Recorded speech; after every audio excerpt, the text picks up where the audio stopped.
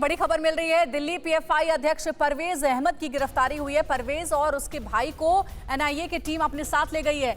लंबे समय से पीएफआई से जुड़ा था परवेज अहमद। सुबह 3:30 बजे पहुंची थी एनआईए की टीम। दिल्ली के जामिया नगर में एनआईए की छापेमारी हुई है और परवेज की गिरफ्तारी हुई है। दिल्ली के ओखला से गिरफ्तारी हुई है। दिल्ली के पीएफआई अध्यक्ष परवेज अहमद अब एनआईए की गिरफ्त में। परवेज और उसके भाई को अपने साथ ले गई एनआईए की टीम। लंबे समय से पीएफआई से जुड़ा था परवेज अहमद। आज सुबह 3:30 बजे एनआईए की टीम ने परवेज के घर पर दबिश दी थी, वहां पहुंची थी। सुबह 3:30 बजे की घटना है जब एनआईए की टीम अपने साथ लेकर गई है पीएफआई के दिल्ली अध्यक्ष को। जितेंद्र शर्मा हमारे सहयोगी हमारे साथ जुड़ गए ज्यादा जानकारी के साथ। जितेंद्र, पीएफआई के अध्यक्ष परवेज अहमद को गिरफ्तार कर लिया गया है, उनके खिलाफ क्या सबूत मिले हैं एनआईए को, क्या जानकारी इसके ऊपर? जी बिल्कुल, देखिए परवेज और उनके भाई को डिटेन किया गया है। हालांकि अभी तक गिरफ्तारी की पुष्टि जो है वो नहीं की गई है, लेकिन सूत्रों के हवाले से खबर आ रही है कि परवेज की गिरफ्तारी कर ली गई है, जबकि उनके भाई को अभी भी हिरासत में लेकर रखा गया है। दरअसल ये जो गिरफ्तारी हुई है फाइनेंशियल ट्रांजैक्शन को लेकर हुई है। पता चला है कि गलत तरीके से जो पैसा है वो अन्य राज्यों में और देश के बाहर भी भेजा जा रहा था। कुछ और अन्य डिटेल्स इनके ठिकानों से मिली है जब रेड के दौरान। इसके अलावा ये भी पता चला है कि हवाला रैकेट का भी इस्तेमाल फंडिंग के लिए यानी कि मनी ट्रांजैक्शन के लिए किया गया था। तो एक जॉइंट ऑपरेशन था आज ईडी का और एनआईए का, और उसके बाद ही परवेज की गिरफ्तारी संभव हो पाई है। जी जितेंद्र, अभी आगे एनआईए क्या कार्रवाई करने वाली, क्योंकि परवेज अहमद और उनके भाई दोनों की गिरफ्तारी हुई है और उनके घर सुबह 3:30 बजे पहुंची एनआईए की टीम। और हम जो तस्वीरें फिलहाल देख रहे हैं उसमें यह भी देख पा रहे हैं कि कुछ लोग अब विरोध प्रदर्शन करने के लिए सड़कों पर भी उतर आए हैं। इस वक्त वहां पर क्या चल रहा है, आगे क्या कार्रवाई संभव?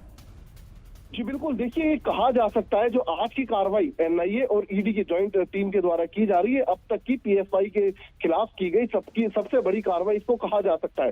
दरअसल इस कार्रवाई में 3 तरीके से पीएफआई से जुड़े लोग रडार पर हैं। सबसे पहले जो टेरर फंडिंग से यानी कि पीएफआई फंडिंग से जुड़े हुए हैं।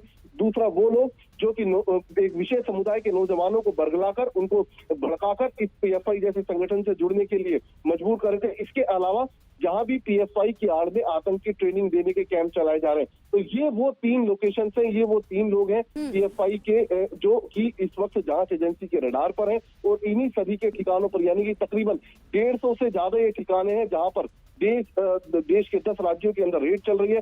तकरीबन 800 से ज्यादा जो एनआईए और ईडी के अधिकारी हैं वो इस वक्त कार्रवाई कर रहे हैं पीएफआई के। बिल्कुल जितेंद्र, नजर बनाए रखिए, आपसे आगे भी जानकारी लेंगे। और देखिए देश के 11 राज्यों में एनआईए की छापेमारी चल रही है।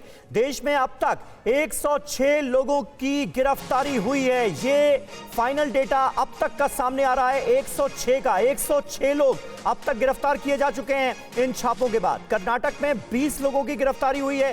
केरल में 22 लोग गिरफ्तार किए गए। महाराष्ट्र से भी 20 लोग गिरफ्तार किए गए हैं। तो जितेंद्र शर्मा लगातार हमारे साथ बने हुए हैं। जितेंद्र, बड़े पैमाने पर ईडी और एनआईए का एक्शन नजर आ रहा है। माना यह जा सकता है कि पॉपुलर फ्रंट ऑफ इंडिया, वो संगठन जिसका नाम तमाम दंगों से जुड़ा, तमाम जो आपराधिक गतिविधियां सामने आई, आतंकी गतिविधियां कई जगहों पर सामने आई, उसमें भी पीएफआई का नाम सामने आया। उन तमाम सबूतों को आधार बनाकर यह अब तक का सबसे बड़ा एक्शन है पीएफआई के खिलाफ।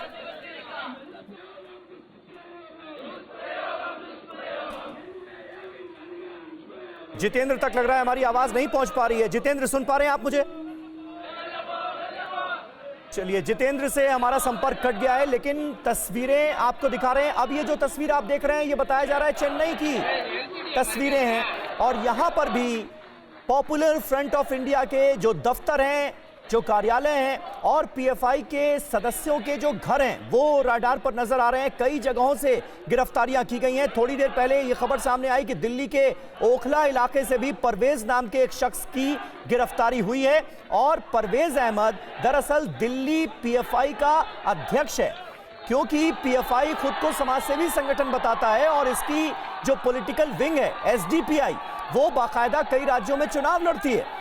तो परवेज अहमद दिल्ली पीएफआई का जो अध्यक्ष था, उसे ओखला से उसके घर से गिरफ्तार कर लिया गया है। ये जानकारी भी सामने आ रही है। और सिर्फ दिल्ली ही नहीं, एक साथ देश के 10 राज्यों में इस वक्त ईडी और एनआईए की टीमें छापेमारी की कार्रवाई को अंजाम दे रही हैं। और सीधे तौर पर जो नजर आ रहा है वो ये कि पीएफआई के खिलाफ अब तक का सबसे बड़ा एक्शन हुआ है और तमाम केंद्रीय जांच एजेंसियों के रडार पर था यह संगठन। और अब बड़े पैमाने पर इसके सदस्यों को, वो सदस्य जिनके ऊपर कई तरह के संगीन आरोप हैं, उन्हें गिरफ्तार किया जा रहा है।